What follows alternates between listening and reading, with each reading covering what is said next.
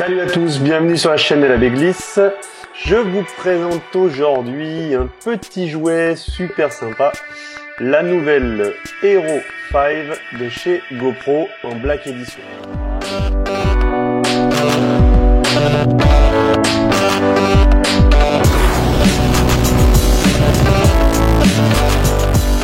Alors, amoureux de glisse ou pas, c'est vraiment le petit engin high-tech indispensable pour vous permettre de faire des super images, que vous soyez sportif ou non. C'est vrai que c'est facile à transporter, c'est petit, c'est résistant et les qualités d'image sont superbes, donc je vous le recommande. Alors, dans cette vidéo, on va se faire un petit unboxing de la Hero 5 Black, c'est-à-dire en gros, on va la sortir de la boîte et regarder à quoi elle ressemble. Allez, bah écoutez, on est parti. Donc, petit packaging, un petit peu plus petit que les modèles précédents, beaucoup moins haut et beaucoup moins large. Moi, la première chose qui me choque, c'est le poids.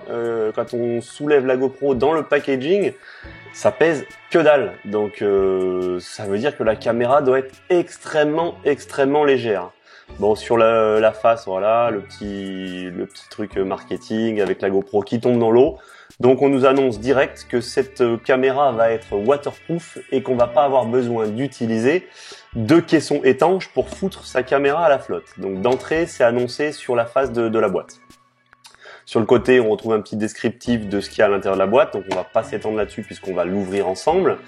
À l'arrière, on nous présente la GoPro application, donc pour pouvoir gérer sa GoPro avec le smartphone. Et on remarque juste au-dessus tout de suite qu'il y a un écran intégré sur la GoPro 5 Black. Donc on va pouvoir avoir un retour en direct de ce qu'on filme sans avoir besoin de rajouter un backpack ou quoi que ce soit comme c'était le cas sur par exemple la Black 4 ou sur les versions précédentes. Il n'y avait que la Silver qui permettait d'avoir un retour écran direct dans la version précédente.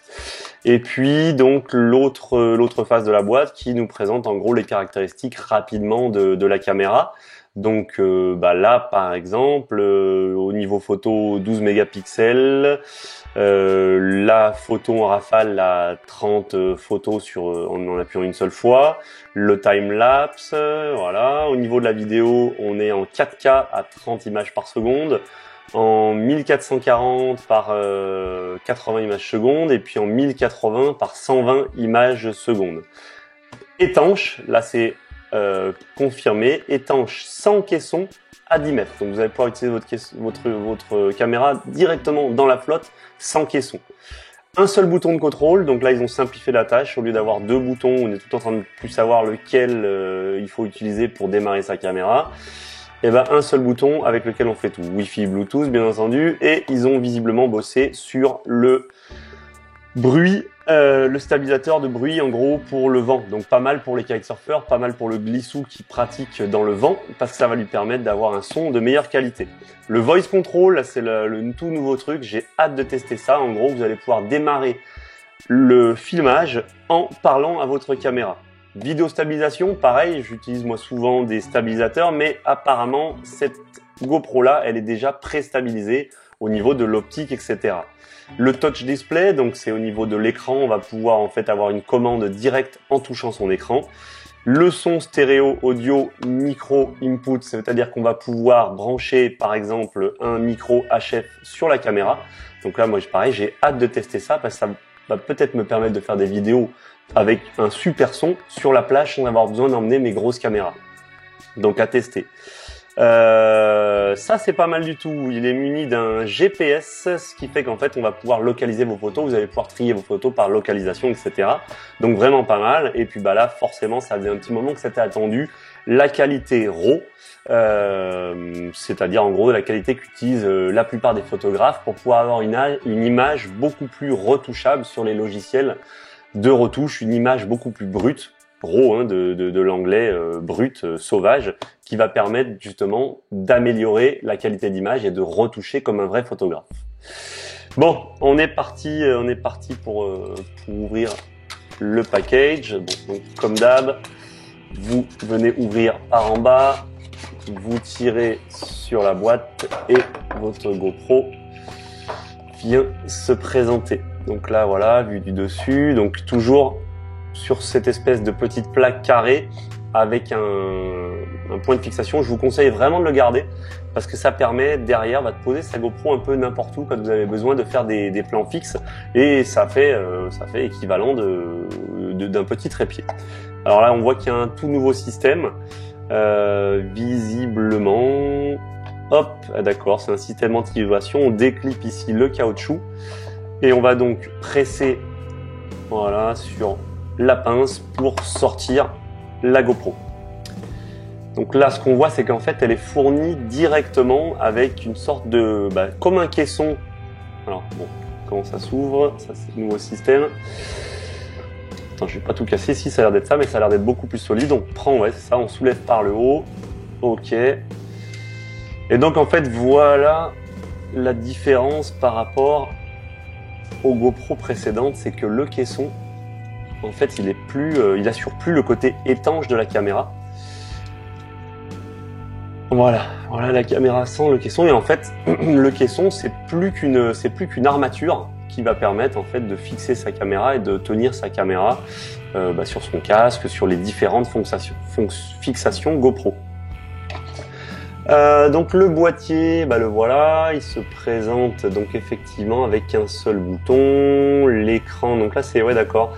On a l'écran qui est directement maintenant, la lentille qui est directement en fait protégée comme si elle était dans le caisson auparavant, mais là c'est directement sur la caméra. On a donc notre bouton mode sur le côté. Au niveau de la batterie, donc c'est le même système qu'auparavant. On appuie et voilà, et donc on vient glisser la batterie que je suppose on va trouver dans le pack. La prise son, donc là, petit bouton, donc à voir à quoi ça servira. Et puis donc l'écran où là ils nous ont collé une petite photo pour nous montrer qu'il s'agissait d'un écran LCD.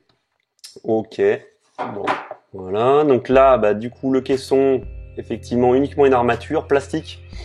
Alors là par contre, a priori, ça me semble être très très léger. Alors effectivement c'est léger, donc c'est bien au niveau du gain de poids, mais ce que je veux dire c'est que ça m'a l'air peut-être un petit peu fragile. Et vu que la GoPro ne va plus être protégée par un caisson, j'ai peur qu'en cas de choc, ça soit la GoPro qui prenne directement. Donc ça va peut-être être le désavantage d'avoir cette GoPro étanche tout de suite, c'est qu'elle risque en fait, si on la laisse tomber, de prendre un choc direct, alors qu'avant le caisson assurait au moins cette fonction d'empêcher le choc de la caméra. Alors c'est vrai que là ça m'a l'air assez fragile, ce qui fait qu'au niveau de l'objectif, si on le fait tomber côté objectif, c'est l'objectif qui va prendre tout de suite. Avant on pouvait changer directement son caisson, voilà, ça coûtait pas très cher. Là ça sera peut-être pas le cas, donc à voir en termes de durabilité. Mais c'est vrai que là ça fait un petit peu léger. Bon. Voyons voir maintenant ce qui est fourni avec. Donc bon, moi je l'utilise essentiellement pour tous les sports de glisse, d'accord, je n'ouvre déjà pas du bon endroit, du bon côté. J'utilise ça uniquement pour les sports de glisse, kitesurf, etc. Donc c'est vrai que le côté étanche, moi, me plaît bien. On verra ce que ça donne. Alors, bon, c'est beaucoup plus light en accessoires que par le passé. Là, le petit plug pour pouvoir coller sur un casque, sur un support donc qui est incurvé, donc sur le sommet d'un casque, voilà. Et puis le plug plat, pour coller sur, un capot de voiture, un bureau, etc. Le câble connexion. À noter que le port au bout de ce câble de connexion a changé. Vous ne pourrez donc pas recharger votre HD4 avec le câble de la HD5 et inversement, vous ne pourrez pas recharger la HD5 avec le câble de la HD4. Alors, je connais pas le nom de ce port, mais je dirais qu'il s'agit d'un mini USB ou quelque chose comme ça. Donc ça, c'est vraiment à retenir. On ne peut pas utiliser le chargeur du 5 pour les 4 et inversement. Et puis une batterie. Bon voilà, ça s'arrête là au niveau des accessoires, c'est assez rapide. Hein. Petite batterie pareil, différente, donc on ne va pas pouvoir pareil utiliser les batteries de la Black 4 sur la Black 5 et inversement. Tiens, d'ailleurs, j'ai à côté de moi une de mes Black 4, donc on va pouvoir un petit peu faire la vérif. Donc effectivement, au niveau du format, bon bah effectivement là on voit bien la différence. Ici, notre objectif qui est protégé, là notre objectif qui était sorti.